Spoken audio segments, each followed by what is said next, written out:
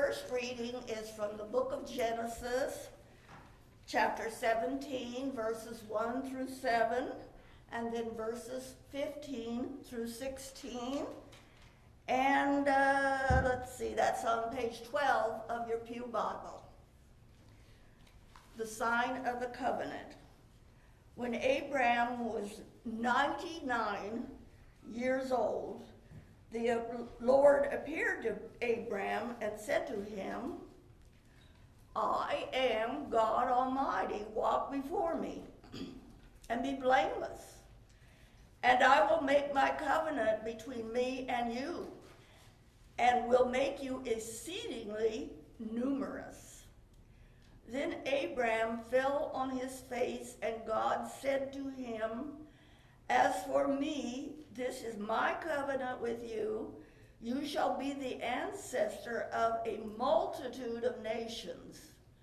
No longer shall your name be Abraham, but your name shall be Abraham. For I have made you the ancestor of a multitude of nations.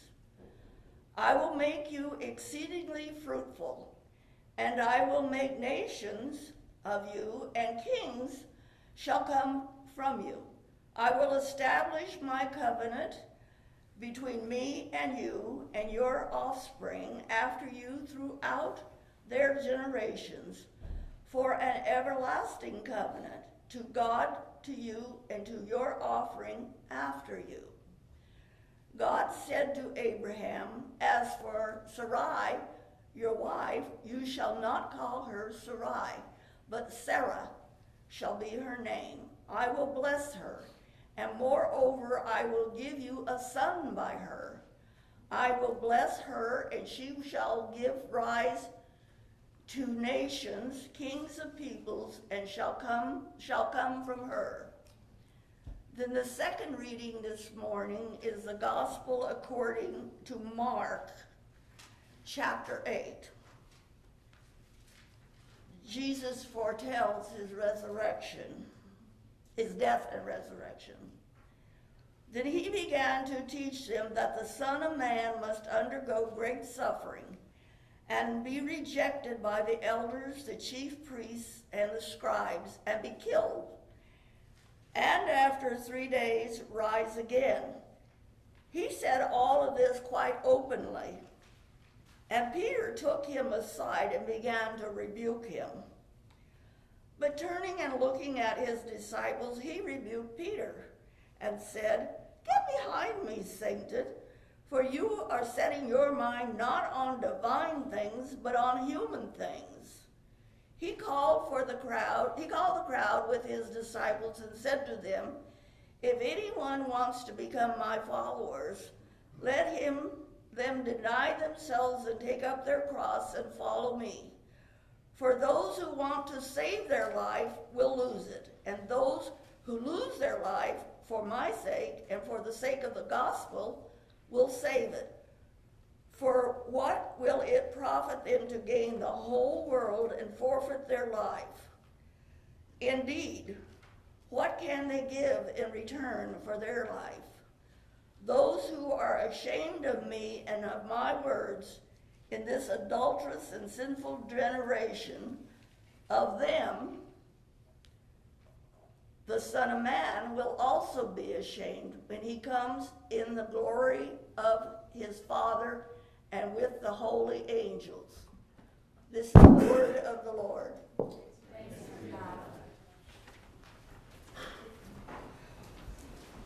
Thank you, Charlene. What a witness that we have saw from our youth group report. What would make us different from other people in the world? Well, we are so proud of our youth members because they chose this fight, the fight against the hunger that kills every day people in the world. And hunger is one of the deepest concerns that God has had in his mind. In the Bible, there are over 200 verses that address the presence and the problem of the hunger. And our kids, they had paid a very good attention to God's concern. And they chose the hard way, not just to learn about it, not just to raise the money, but also to experience the hunger and participate in the life of the hungry. And I had a chance, first time to participate in their journey, and it was not easy because they had no break. They didn't have any concern for a person like me over 50. They were like, keep going for 24 hours. It was very eye-opening experience for me. What they had learned is so priceless. They learned about this aching heart of God. One of them said in front of the camera, they found God, they saw God during the candlelight service. And he said, people were dying, and that was horrible, but God has called him and other people to do something about it. And that's what he saw. That's when he saw God in doing all those things. So their concern was aligned with one of the most concerned matters of God. And that is what makes them different from other people in the world. Well, today we are going to talk about Abraham's journey. His journey was like that. He paid a very, very rare attention to the voice of God. Genesis 12:1 says, "Now the Lord said to Abram, go from your country and your kindred and your father's house to the land that I will show you." When God called him, Abraham said yes, even though he didn't know where he was going. And, I have always wondered if God had called only Abraham and no one else at the time. The more I have learned about God, the more I'm convinced that God had called so many other people, if not all, to take a faith journey with him when he called Abraham.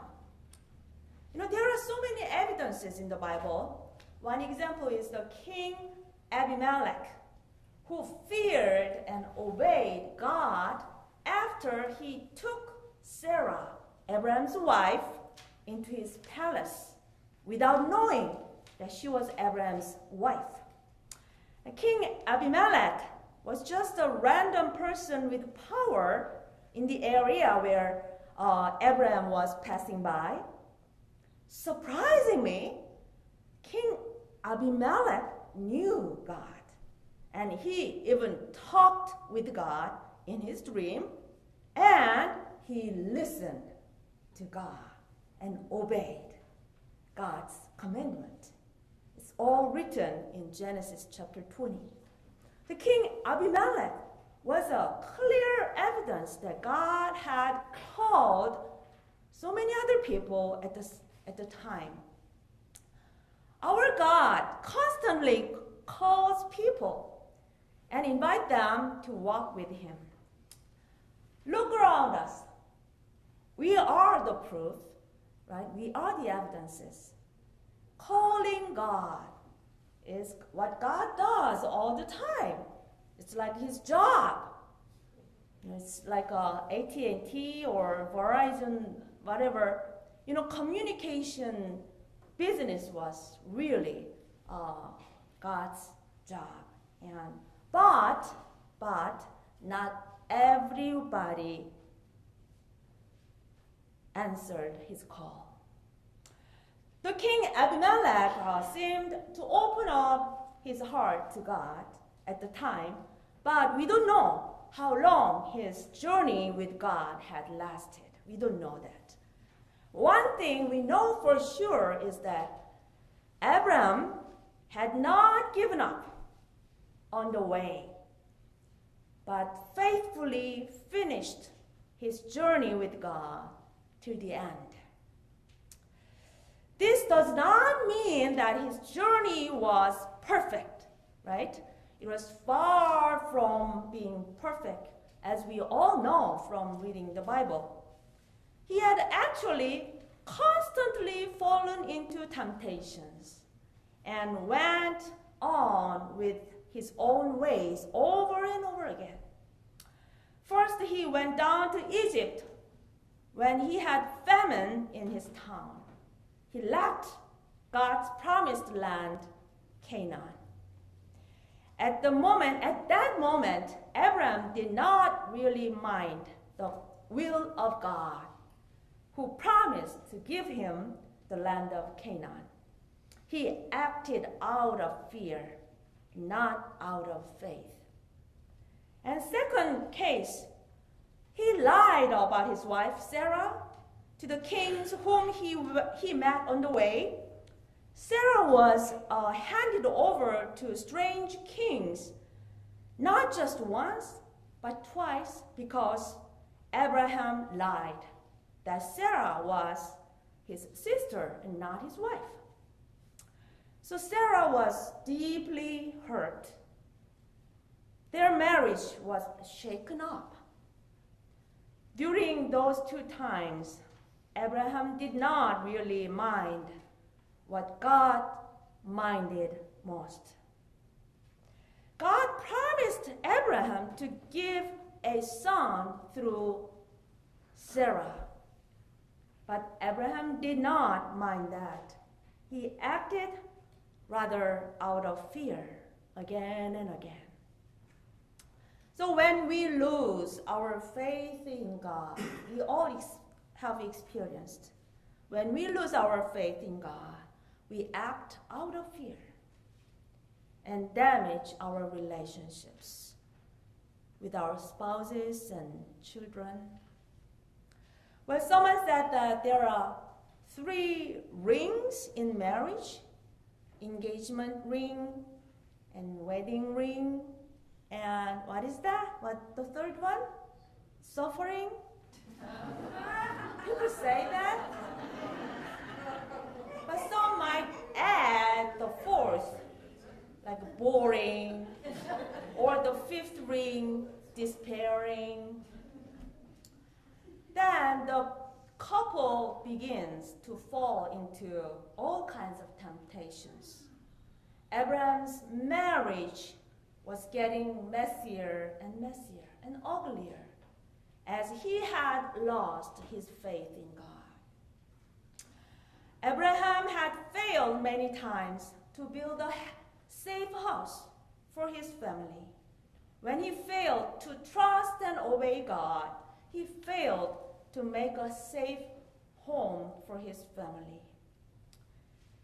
And I learned about how to build a safe house from Stephen Ministry training. In our congregation, we already have 3 Stephen ministers, Mel Strong and Patty Butterbaugh and Diana Isley. They had been trained some time ago, and currently we have 3 other people who are in training to be Stephen ministers, and Mary Lee Beach and Marie Weeks and myself, so 3. Stephen ministry is about caring. It's a caring ministry for those who have gone through a tough time with traumatic experiences like loss of loved ones, illnesses and accidents and so on. One of the basic tasks for the Stephen ministers to do is to make a safe space for those who are receiving the care. And they call this safe house, where the ones with broken souls may safely open their hearts and minds and thus receive loving cares. According to Stephen Ministry, the safe house looked like, the picture in our sermon in your hand, in your insert. There is a picture of the safe house. The foundation of the safe house is grace-based acceptance, which would accept one with unconditional and non-judgmental love. Without this foundation, the safe house cannot be built. The door represents trust, which would enable one to open their hearts and minds safely to the caregiver. And the walls represent listening with empathy, which would empower one to move on and forward through emotional and intellectual processes. And the roof represents confidentiality. Without that, the house becomes vulnerable to worldly storms of gossip and judgment. For Abraham, the door of trust was there, but not always. It was sometimes too weak to protect the family. His wife Sarah was endangered into disappearing into a strange world twice. After that, since they did not have a son, Sarah wanted her servant Hagar to have a son for Abraham. And Hagar was pregnant. Then Sarah treated Hagar harshly out of jealousy. And Hagar suffered. It continued even after Hagar gave birth to Ishmael. So Hagar ran away from home twice. Both times she had almost died in a deserted place. Abraham was not faithful, but God was still there for him. God appeared to him again and again. In today's text, God appeared to Abraham. That was after Abraham broke his covenant with God. And God said, I will make my covenant between me and you, and will make you exceedingly numerous. God's promise was still intact despite of Abraham's unfaithfulness. God's safe house was still standing because of the foundation that God had provided with grace and unconditional acceptance. This does not mean that God condoned his sins. God wanted Abraham to experience this everlasting foundation of God's grace. His grace was so big and so strong that nothing could shake or separate anyone from God's love. So God's house is a safe house. Abraham had experienced that first-handedly. As he grew in God's safe house, even though he fell again and again, he rose up again and again and finished his journey of building God's safe house for his family. And finally, he had become God's safe house in the world. He was the prototype. And then millions and millions of people have followed him. Like we are following his step today in Brentwood. God is calling us today to trust and obey in God's way. The wedding ring will turn from suffering and despairing into caring and adoring and empowering and inspiring. We will soon be ministering one another in God's safe house through our faith journey together. Do you believe that? Amen.